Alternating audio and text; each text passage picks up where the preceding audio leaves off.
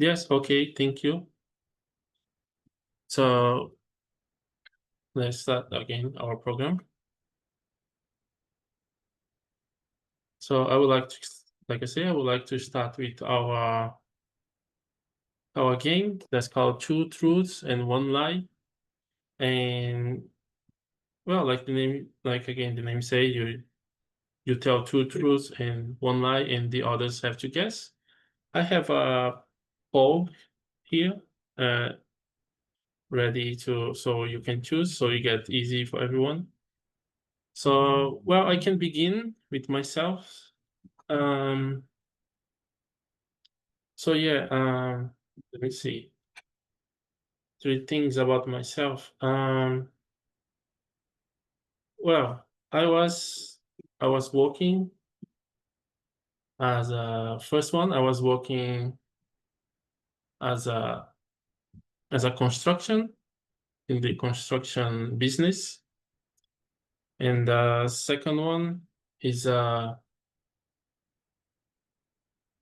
I already broke my leg one time, and the third one would be, well, I've been working as a chef for around 5 years now.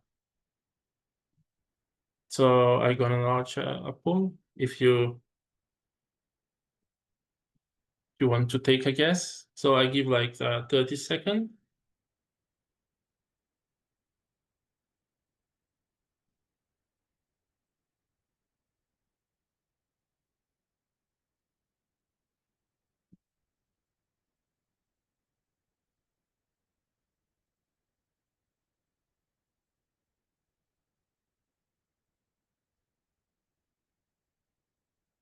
Okay, time is up. So yeah, basically it's a very split one. But the lie is that I broke my arm, or I broke my leg. Because yeah, I never broke my leg. I used to work as a construction, and also I've been working as a chef for like around 5 years. So yeah, thank you. So I would like to ask someone would like to volunteer to share next.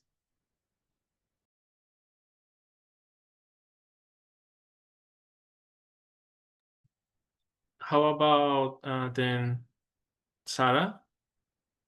Would you like to begin for us? Yeah, I'm still thinking what to say. Okay. Let me see. Okay.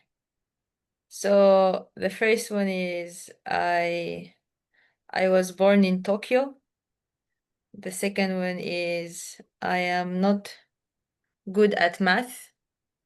And then the third one is I like to watch anime. Okay, we have 30 seconds.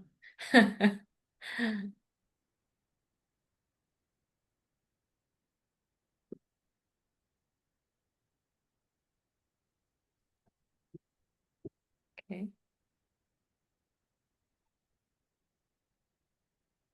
Okay, 10 more seconds.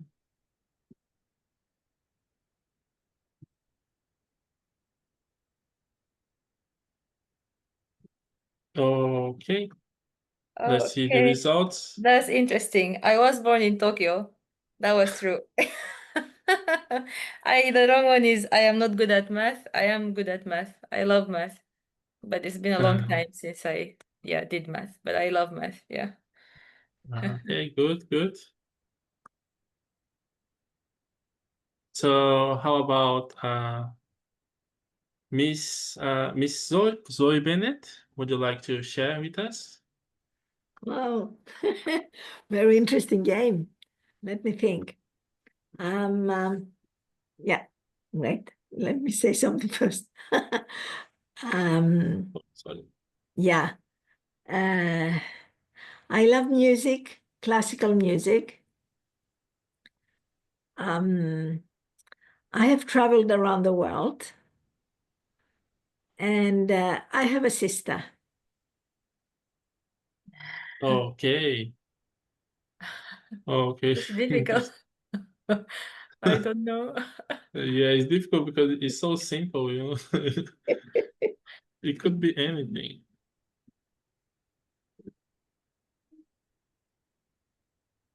Okay, math. Let's give more 15 more seconds.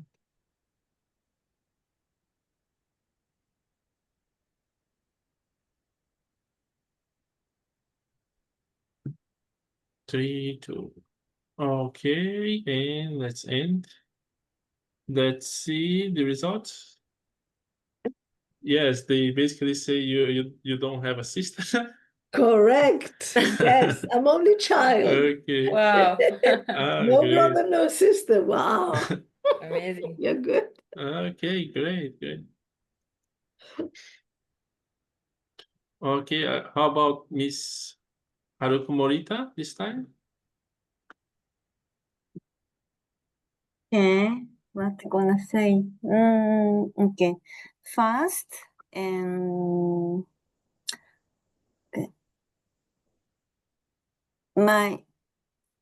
all my family, including my daughter, were born in Japan. And the second, I have been teacher. I was working as teacher in the school in Japan.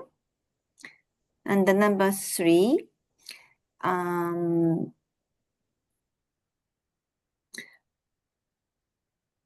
younger. I'm younger than my husband. Okay, interesting.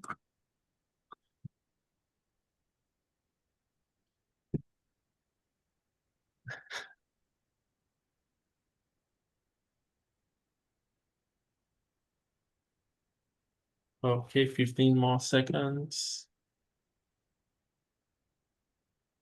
Let's see.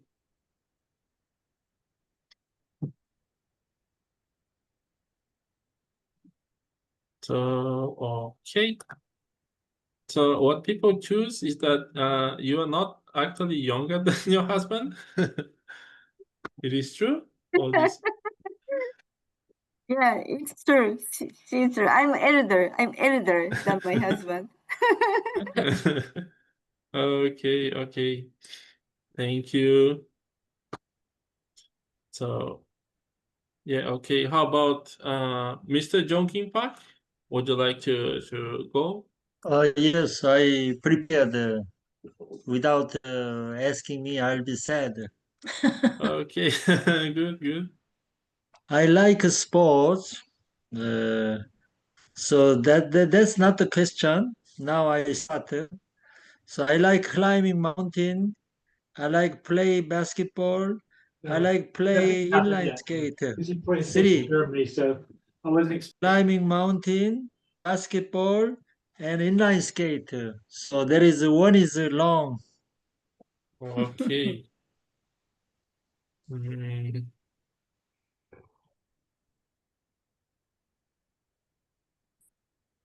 You can put A, that's for me. skate, basketball, and yeah, okay. I think I know which one is.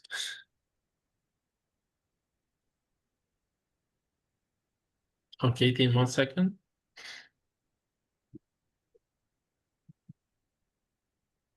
Okay, let's see what people choose. They choose the last one. I think that's that one was I love you. inline skate. I love climbing mountain. Only I don't like is basketball. Very tough, very footing, very like it's not easy for me to do this. So not so much. Thank you. Thank you, Mr. Park. So maybe last one. Some of our guests that would like to participate, would like to share, that are not with video open. Okay. Could you? Okay, Mr. Sitara Miss- Alizada. Yeah. Miss Sitara. Hello, everyone. Miss- I hope everyone's great. Okay, I'll start. The first one is I've done boxing before my university started. It means like I was in the boxing club before my university started. The next one is I've gone skydiving at least once in the past year. Okay. And last but not least, let me think. I really don't like fruit. I really do like fruits. Okay. Yeah. Okay, let's see. That one is tough. Okay.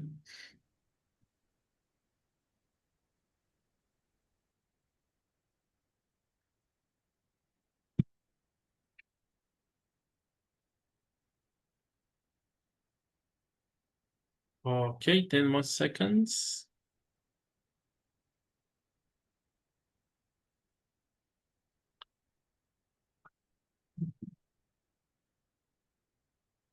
Okay, so what people say is that, yeah, that you didn't go skydiving. I mean, so what is the truth? That's the lie, yeah. That's the one. I have never done sky. I'm surprised people can guess this one because I would pick like boxing. Actually, the fruit one. I would pick the fruit one because it's so Yeah. so so unusual. Yeah, thank you everyone, for participating. So I would like to invite our first lecture for this with which is actually my brother George Pereira. So let's welcome him with a round of applause. Yes, thank you.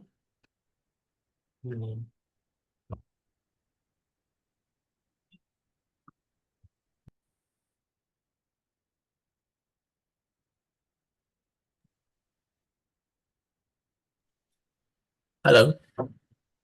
Hi, can you hear me? Hey.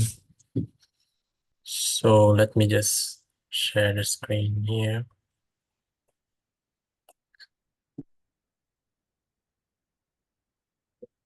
Select.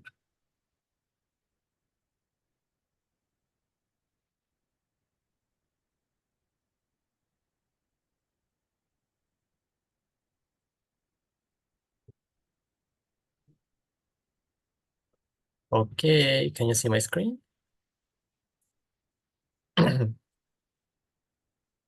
Okay, so welcome to the simple guide for world peace. Right, we will have this 12 sessions, which are each one is on step, as you may have noticed. And we will study in here how to achieve true peace. Okay. So the way we are studying this is through a series of lectures called 4 Family Loves, a curriculum for building good character and loving families. Okay, let's continue. So in these lectures, we'll learn about the 4 realms of heart. So these 4 realms of heart are actually the 4 kinds of love one person can experience during his life. We have the love experience when we are a child, the love we receive from our parents. We have siblings love from our brothers and sisters, or friends also, included in this. We have conjugal love from our partner. And we have parental love. Is that the love we give to our children after they are born? Okay, so why are we studying this, right? Why are we studying this and how this relates to achieving peace? Well, as you know, to achieve peace, we need to solve conflicts, right? Peace is about eliminating the conflict so you can reach a stable state. So each of these realms of heart address certain kind of social issues. For example, so children's love, it affects the alienation problem, right? And people don't know what's their identity, what's their value, what's their purpose in life. So they cannot, this is because they didn't receive proper love as a child. We have also conflicts, for example, between brothers and sisters. Everybody, I assume, if they have brothers and sisters, they already fought with their brothers. I've fought a lot with my brother here, that's beside me. In the past, we're not fighting anymore, so we're already peaceful. But from there, this kind of fights come also the ethnic and national conflicts and much more other conflicts that exist in the world. From the conjugal love, we have also the problem of extramarital sex and pornography. This is all related to conjugal love, problems related to conjugal love. And the last one, parental love. This we have what we call exploitation, when you are in a position of power and abuse that power. For example, we have parents that abuse their children, businesses that are greedy and abuse the customers, or people in power politics abusing the citizens, etc. Okay, so today we will start with the children's love. We'll explore a little bit about children's love. Children's love will have 3 parts. This is the first one. And chapter 1 is, what does it mean to be good? Right? So what is the meaning of goodness? Because, yeah. Okay. Well, one basic thing that everyone wants to is to be happy, right? Everybody wants to be happy. So how do we become happy? We become happy when we fulfill our desires, right? When we achieve what we want, we get what we want. However, when these desires are bad, our happiness is less only a little bit. And then later we get regret or become sad again. But if our desires are good, our happiness is lasting, lasts a long time, right? So, but here you see we have a problem, right? What is the problem here? How do we define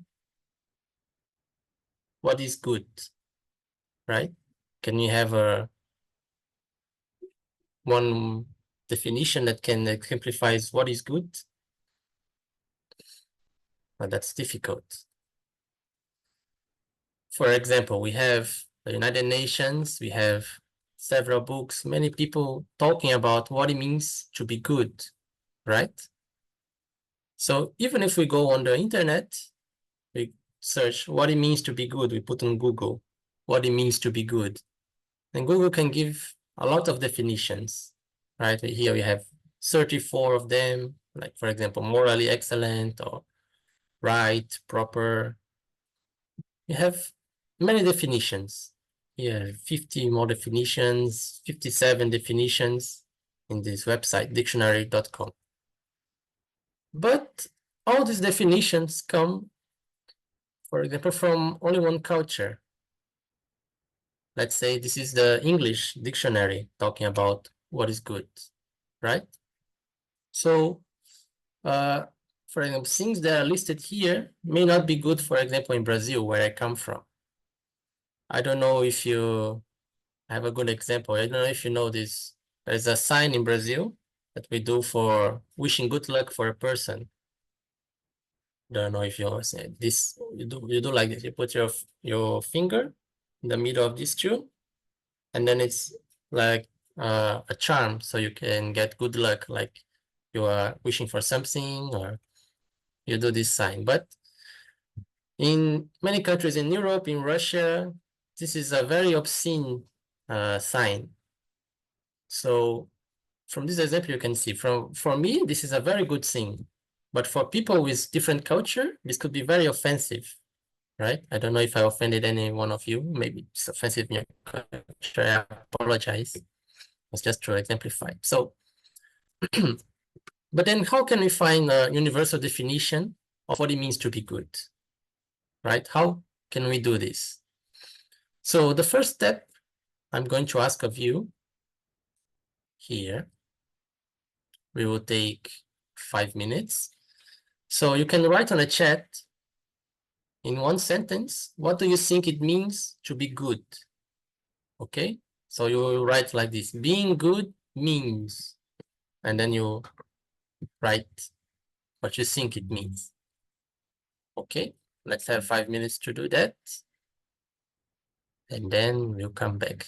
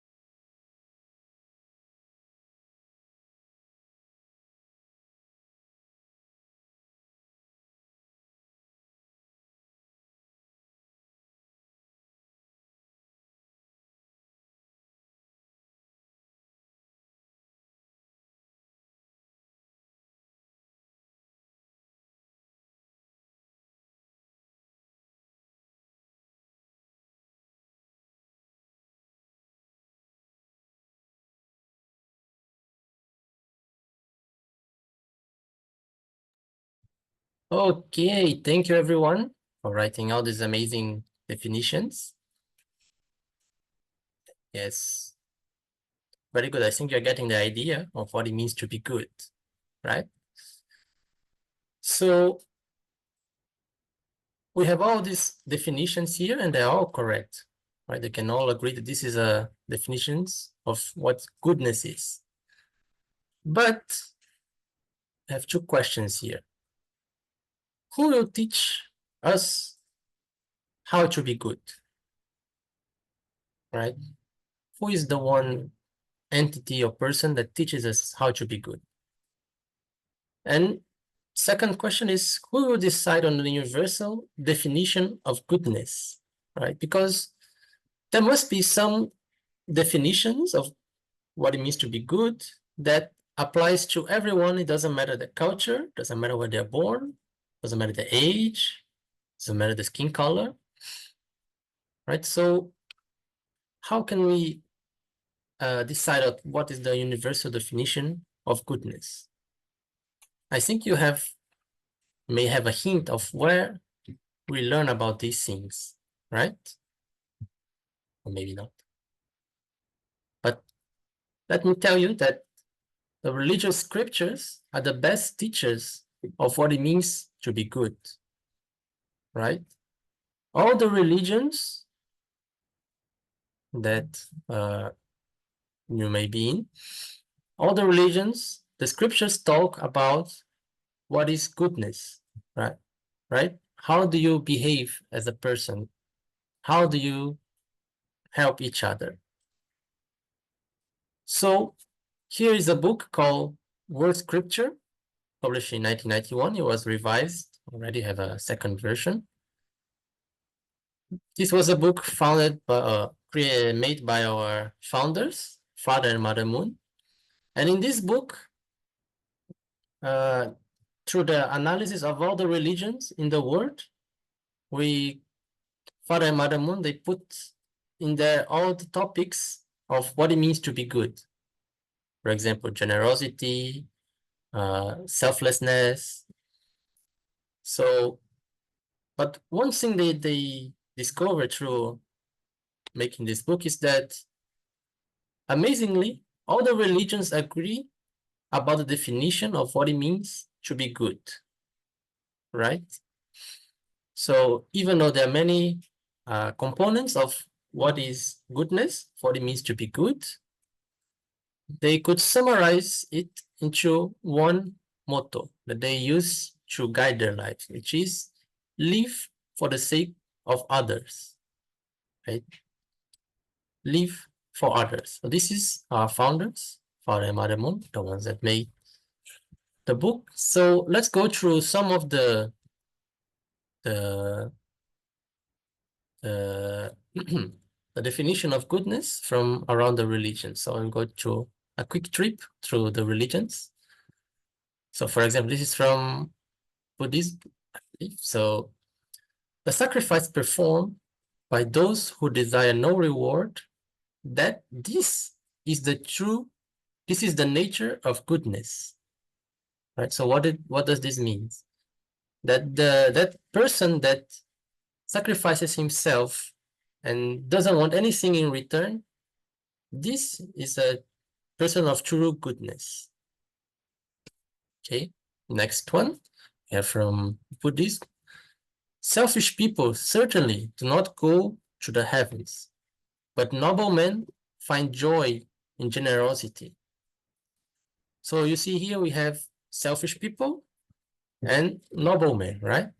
So what is a noble man? Everybody wants to be a noble man or woman. So noble people find joy in generosity. They are happy when they are giving, right? So this is what in Buddhism, what it means to be good. We have from Confucianism, to nourish the mind, there is nothing better than to make the desires feel. So this is basically to become a good person, you train yourself to have less desires.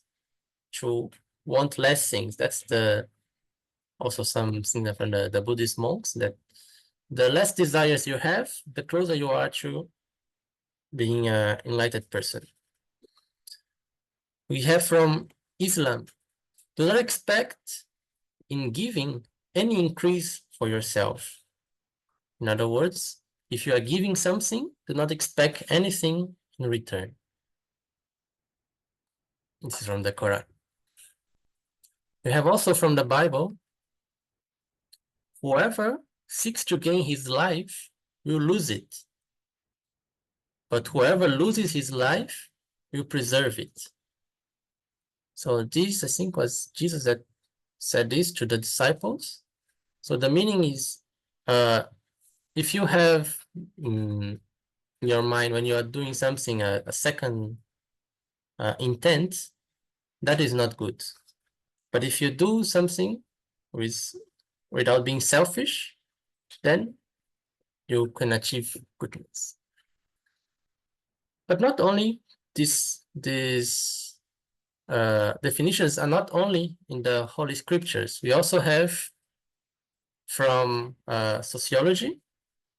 This is Sigmund Freud. I think you know who is. He's I think the father of the psychoanalysis, the founder of psychoanalysis. So for him, what he called delayed gratification or impulse control, which means instead of acting for yourself, you act for the benefit of others, because in that way you also are benefiting. So this is what he called delayed gratification. And this comportment, this behavior, he classifies as an important component of emotional intelligence and maturity, right? So we can summarize overall what it means living for the sake of others from what we saw in these quotes. So we have sacrifice without reward, be responsible for one another, not only for yourself, but also for others. Of course, you have to be responsible for yourself, but also take care of others. Give help to others, be happy, find joy in generosity, make your desires less, seek the good of your neighbor, give without expectation, serve without payment, and delay personal gratification, right? So, okay. So these are the main, how can I say? The main core of what is live for the sake of others, right? All of these concepts are all inside living for the sake of others. But this does not apply only for a person. For example, when we apply this for a society, the most profound, from this book, A Good Society, the most profound decisions about justice are not made by individuals as such, but by individuals thinking on behalf of institutions, right?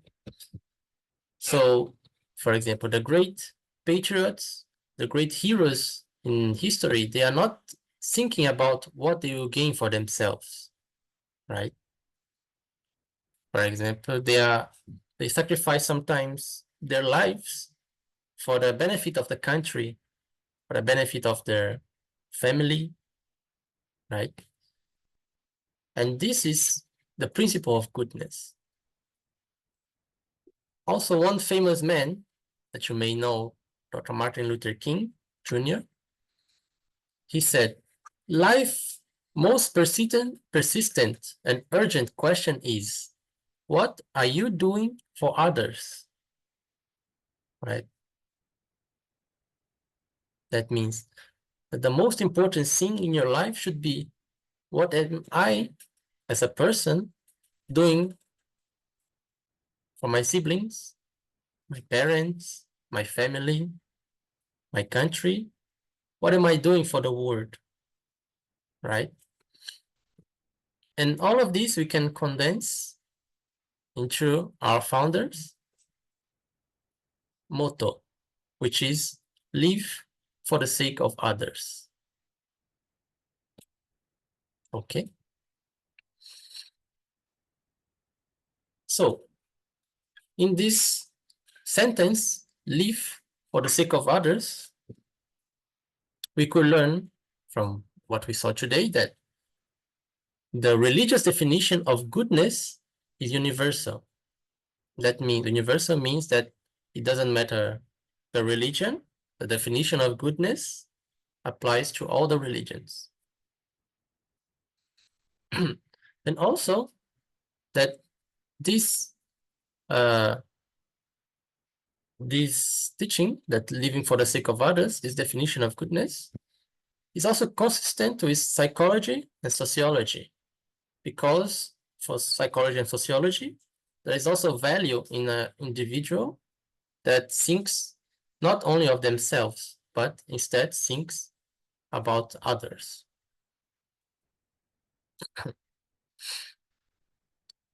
Okay, so since this is a universal principle, what does that mean? It means that you don't need to change your religion to be good, right? Since this principle is already in every religion, if you are a religious person, then you already have this in your teachings, right? Then doesn't mean that this one religion is better than the other. We are basically talking about the same thing. Therefore, we don't need to change our religion to be good, right? This is step one. What do we need to change? We need to change our priorities, our attitudes, our behavior, our character, our culture. This is what we need to change inside ourselves to improve ourselves as human beings, to be truly good. Okay? So through this, we can also understand that the opposite of goodness is what?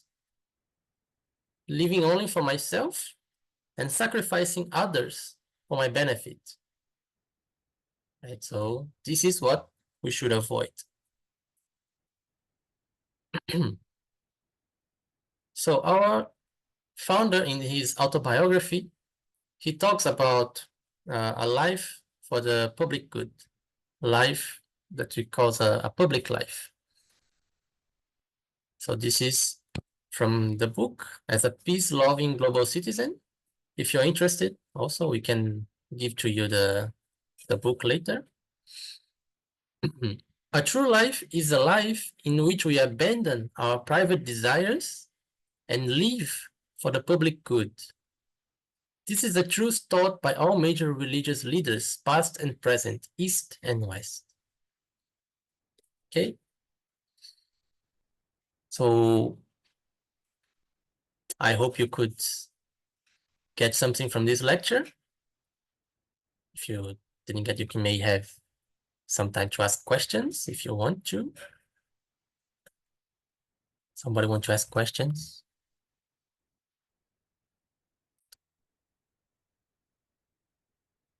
1, 2, 3, 4. Okay, finish. Yay, no questions. So thank you very much. Thank you, George. Thank you. Yeah, before we finish, we have more activities for you.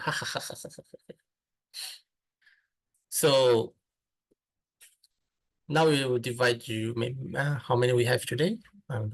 Maybe we don't need to divide into groups. Okay, we'll divide you into groups. And in the groups, we can discuss. What you do is you think about 3 things that you can do today, even though it's already evening, but 3 things you can do today to be a good person. And then in your group, you can share about this.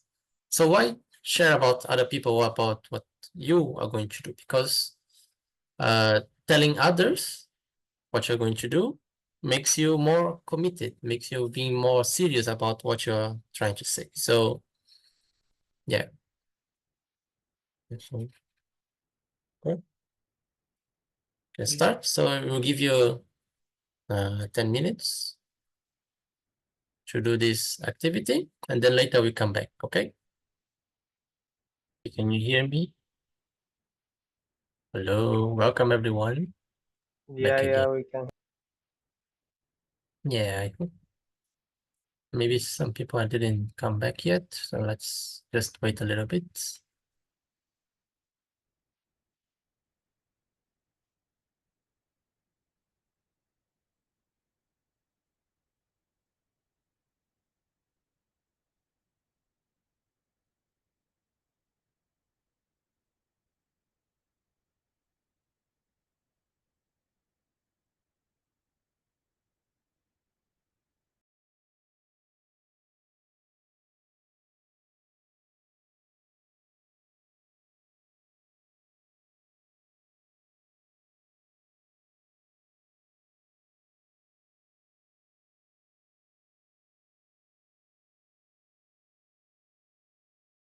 Lots more people are coming back.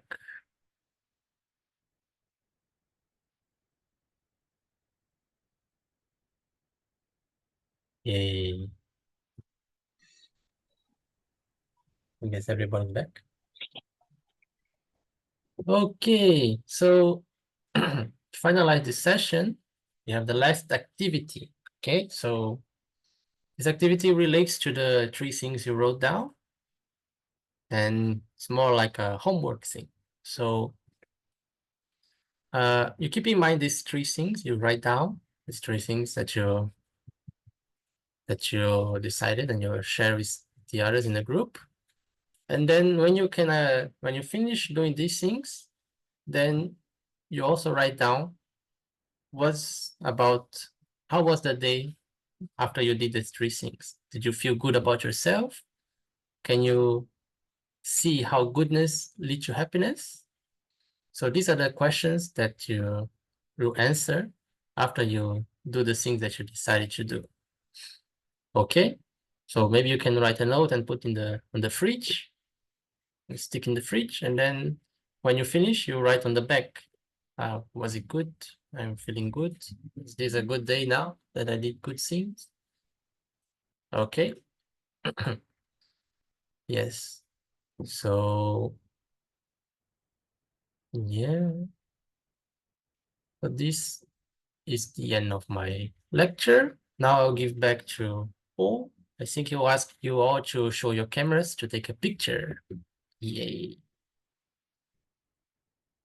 Yes. Okay.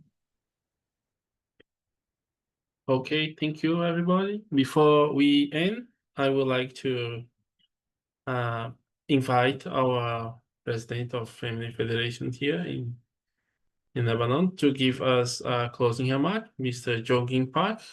Just for a second, please, Mr. Park, welcome. Thank you so much. Evening time to come and give your time. And thank you for George, Paul, and all of you also who come here. Hope it was good time, and we'll continue keep good sharing time. Today is the first beginning, but we want to continue 12 week, so it will be almost 3 months. So every week, hope you can come and have a time to reflect, and then we can become more good life. We can have a more better and then beautiful and happier than after 3 months or every week's hope. Thank you for all of you, Sarah and everybody made this gathering together today, this lecture. Thank you so much.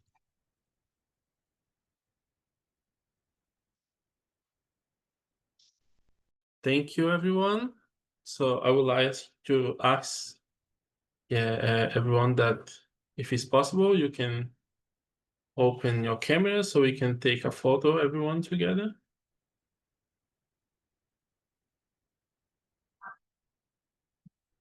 Okay, please.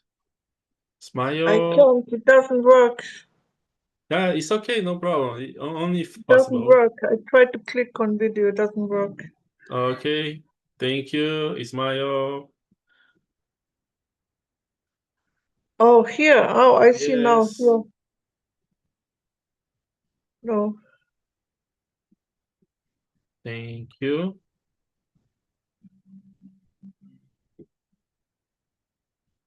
So, okay, thank you, everyone.